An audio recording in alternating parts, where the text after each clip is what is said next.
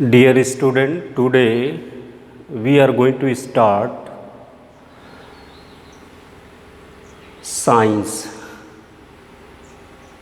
Topic is temperature. Topic is temperature. When you touch an object, it appears too hot or cold. Hot or cold. When you take ice cream, it appears too cold. When you sip hot a cup of tea, it appears too hot. What makes things cold or hot? हमें क्यों महसूस होता है, किस प्रकार महसूस होता है कि कोई भी वस्तु छूने पर वह ठंडी होती है या जो है गर्म होती है, प्रतीत होती है, गर्म प्रतीत होती है या तो ठंडी प्रतीत होती है? Because the sensation of coldness और hotness depend upon flowing direction of flow of heat.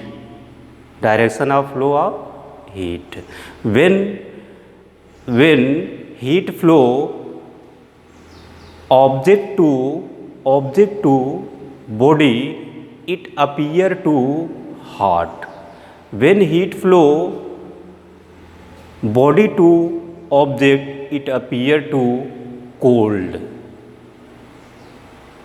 Thus, like temperature, the degree of hotness or coldness is called temperature.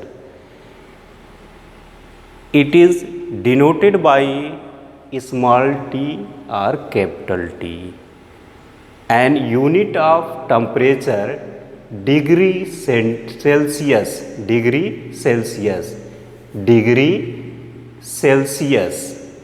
या degree centigrade. So temperature scale, there are 3 types of scales, measuring scale. Celsius scale as generally centigrade scale, Fahrenheit scale and Kelvin or absolute scale. Thermometer as like a device. So temperature in an object is measured with an instrument. Temperature is an object is measured with an instrument or device is called thermometer.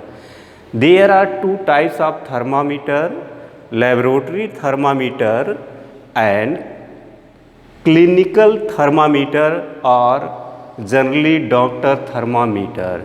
So laboratory thermometer, range of laboratory thermometer 0 degrees to 100 degree Celsius. So 0 degree से लेकर के 100 degree Celsius तक जो है temperature measure कर सकते हैं laboratory thermometer. इसका यूज़ लेबोरेटरी में करते हैं.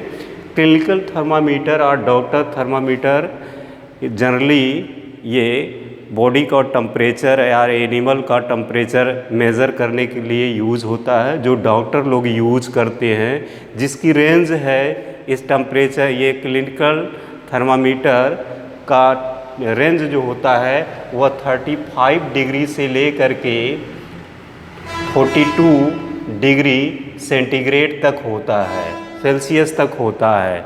एक हेल्दी पर्सन का टेम्परेचर जनरली जो है 37 डिग्री सेल्सियस टेम्परेचर होता है.